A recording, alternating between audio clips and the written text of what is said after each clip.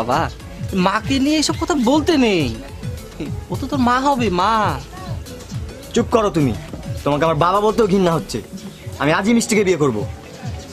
এমন কথা বলিস না বাবা, শোন এরকম কাজ করলে কিন্তু আমি তোকে ত্যায্য পুত্র করবো বলে দিলাম। হ্যাঁ আমার মাথা আগুন ধরছে, তুই চেয়ারে বসিস, চেয়ারে বসিস।